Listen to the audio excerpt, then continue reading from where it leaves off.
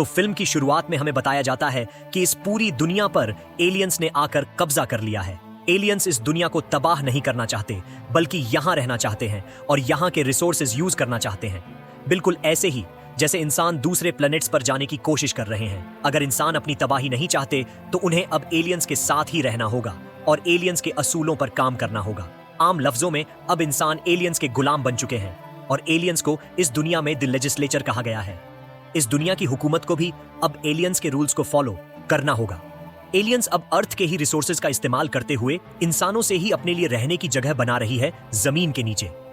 जिस एरिया का एनवायरनमेंट और क्लाइमेट उन लोगों के रहने के मुताबिक हो, उनके रहने के एरिया को क्लोज्ड जोन कहा गया है, जहां पर एलियंस और गवर्नमेंट ऑफिशियल्स के अलावा कोई नहीं जा सकता। एलियंस इस जगह से बाहर नहीं निकलते और गवर्नमेंट ऑफिशियल्स भी मीटिंग करने के लिए वहीं जाते हैं। एलियंस ने इंसानों की हर एक्टिविटी को ट्रैक करने के लिए उनकी गर्दन में एक ट्रैकिंग डिवाइस भी लगाई है, जिसके अंदर उनका हर किस्म का बायोडेटा और क्रिमिनल रिकॉर्ड्स भी हैं। इसी दुनिया में रहते हुए जहां सारे गवर्नमेंट ऑफिशियल्स तक एलियंस की बात मान रहे हैं, एक ग्रुप ऐसा भी है जो एलियंस के खिलाफ लड़ना चाहता है।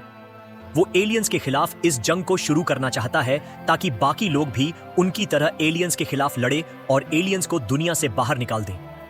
इस ग्रुप का नाम है दी फिनिक्स और उसके लीडर रेफ को हम देखते हैं। रेफ ने एलियंस की बेस को डिस्ट्रॉय करने के लिए एक प्लान बनाया था और उसमें बहुत से लोगों को अपने साथ भी मिलाया था, लेकिन बदकिस्मती से उसका प्लान कामयाब ना हो सका।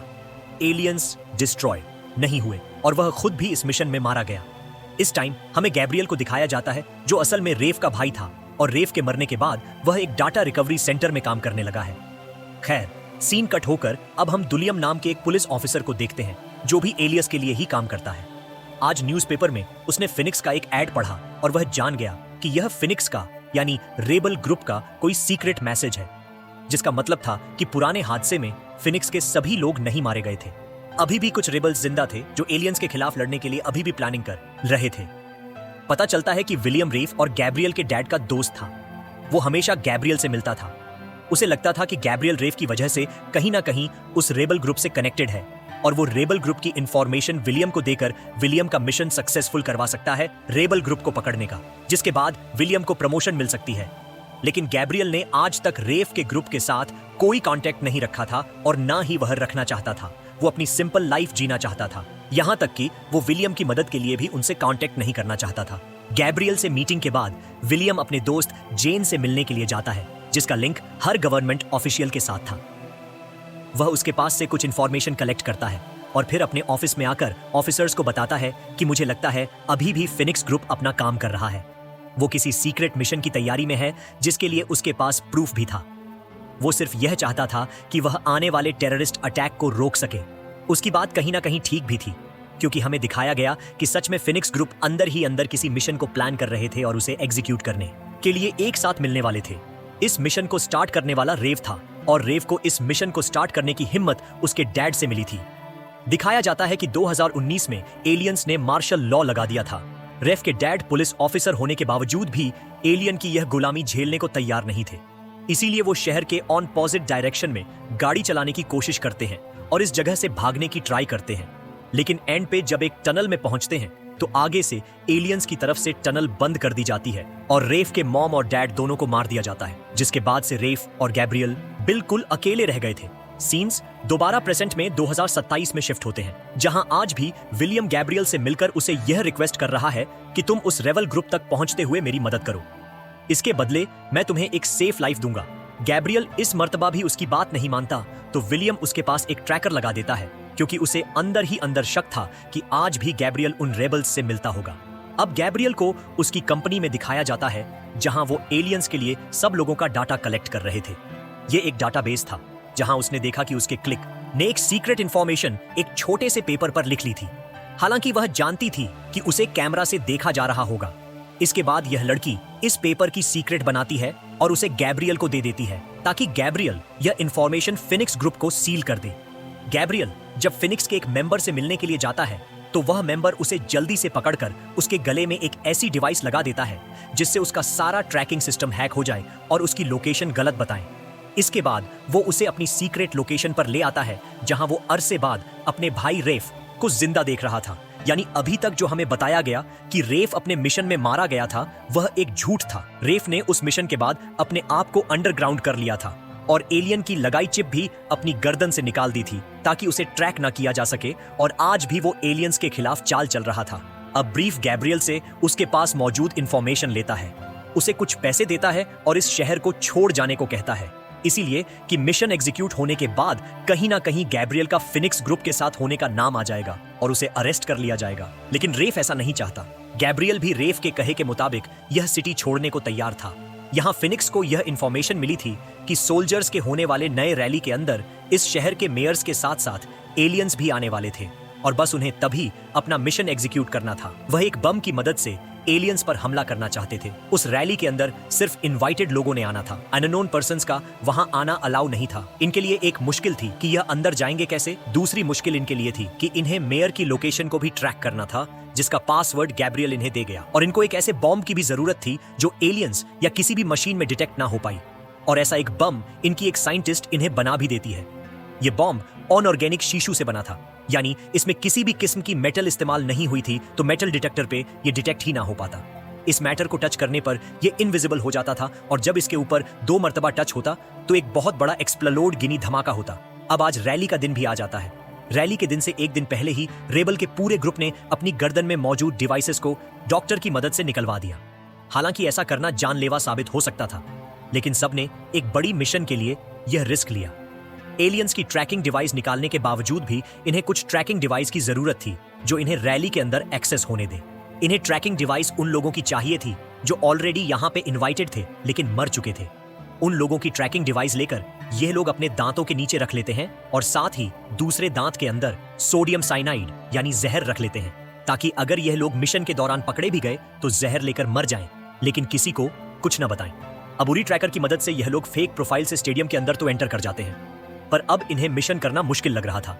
फिनिक्स का ग्रुप बुरी तरह फंसा हुआ था, लेकिन फिर भी फिनिक्स हार नहीं मानते और उस बम को एक्सप्लॉट करके एलियंस और मेयर को मारने में कामयाब हो जाते हैं, जिसके बाद अब इनका मिशन था सेफली अंडरग्राउंड होना। इस अटैक से एलियंस गुस्से में आ गए थे और उन्होंने अपने प्लेनेट से कुछ हंटर्स को बुला लिया था जिससे वह अटैकर्स को पकड़ पाए। अब जिन डिवाइसेस की मदद से इन लोगों ने स्टेडियम के अंदर एंट्री ली थी वह डिवाइसेस तो ये लोग गिरा चुके थे। ट्रैक करना इन्हें मुश्किल था, लेकिन गवर्नमेंट ऑफिशियल्स के ऊपर एलियंस का बहुत प्रेशर था।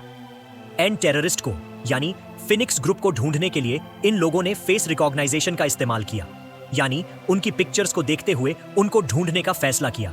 इनके प्लान के मुताबिक फिनिक्स के पूरे ग्रुप को एक दूसरे आदमी ने रेस्क्यू करना था कार के जरिए, लेकिन उसका दिल चाहा कि वह मिशन से पहले अपनी वाइफ से आखिरी मर्तबा बात कर, क्योंकि उसके बाद तो अंडरग्राउंड हो गए, ये लोग किसी से कांटेक्ट ना रख पाते। अब पता चला कि उसका फेस पहले ही कैप्चर हो चुका था और यह बात कंफर्म हो गई थी कि वह एक टेररिस्ट है। तो उसको पकड़ने के लिए और ब्लैकमेल करने के लिए उसके घर पर पुलिस वाले पहुंच जाते हैं, और जैसे ही वह घर पर कॉल करता है तो पुलिस वाले कॉल उठाते हैं। उन्होंने उसकी वाइफ और उसकी बेटी को बंदी बनाया हुआ था। वो यहाँ उसकी फैमिली से उसको ब्लैकमेल करते हुए उसके बाकी साथियों का भी पता चला लेते हैं। इधर वक्त पर जब फिनिक्स ग्रुप का यह बंदा उन्हें लेने के लिए नहीं आता तो यह अपना प्लान भी इस्तेमाल करते हैं और लोकली इस शहर से बाहर निकलने का फैसला करते हैं। यह लोग बसेस में बिना ट्रैक के बैठने में कामयाब हो भी गए थे, लेकिन अब अपने साथी की गद्दारी की वजह से पुलिस ने आधे रास्ते में ही इन्हें रोक लिया।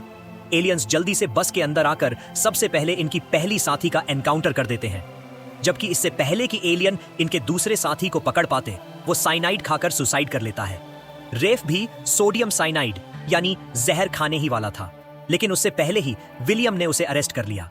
विलियम ने रेफ को अरेस्ट करने के बाद उसे एलियंस के हवाले नहीं किया, बल्कि गैब्रियल को ब्लैकमेल करने के लिए अपने पास ही रख उसने गैब्रियल को बुलाया, रेफ को दिखाया और कहा कि अगर तुम मेरी मदद नहीं करोगे तो मैं तुम्हारे भाई रेफ को मार दूंगा। इसके बदले मुझे सिर्फ इतना चाहिए कि तुम फिनिक्स के बड़े मास्टरमाइंड को पकड़ो, उनसे कांटेक्ट करो। चाहे जिस तरह भी गैब्रियल पूरी तरह उसकी ब्लैकमेलिंग में फंस चुका था, उसके कहने के मुताबिक वो फिनिक्स के ग्रुप को कांटेक्ट करता है, यह कहते हुए कि उसके पास इंपॉर्टेंट इंफॉर्मेशन है। जब फिनिक्स के लोग उससे इंफॉर्मेशन के बारे में पूछते हैं तो गैब्रियल इनसे कहता है कि मैं सिर्फ मास्टरमाइंड को ही ये इंफॉर्मेशन शेयर करूंगा, क्योंकि उसको तो सिर्फ मास्टरमाइंड के बारे में जानना था। इस तरह गैब्रियल मास्टरमाइंड का एड्रेस जान लेता है और जब उसके घर जाता है तो हम देखते हैं कि मास्टरमाइंड और कोई नहीं बल्कि विलियम की सबसे क्लोज फ्रेंड ही थी, जिसके घर वो मूवी के स्टार्ट में भी आया था।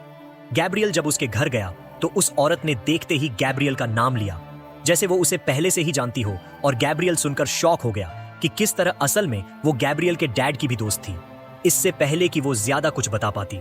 गैब्रियल को ट्रैक करते हुए विलियम अपने साथियों के साथ यहां पहुंच जाता है और आते ही अपने ही दोस्त का एनकाउंटर कर देता है।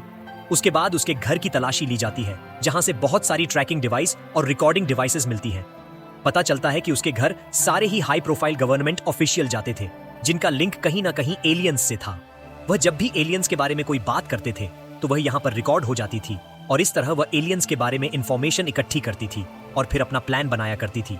उनके खिलाफ इन्हें हायर प्रोफाइल लोगों में एक पुलिस कमिश्नर भी थे, जिन्होंने ही एलियंस के रेले में आने वाला इंफॉर्मेशन जेन को दिया था, इस औरत को दिया था, लेकिन वो नहीं जानते थे कि वो औरत एक स्पाई भी हो सकती है। कमिश्नर की इस इरिस्पॉन्सिबिलिटी की वजह से ना सिर्फ उसे नौकरी से निकाल दिया जाता है, बल्कि उसे अरेस्ट भी कर लिया जाता है, और विलियम ने जहां रेफ को पकड़ा था उसको भी जेल हो जाती है। विलियम के काम से खुश होकर विलियम को प्रमोट करके कमिश्नर बना देते हैं।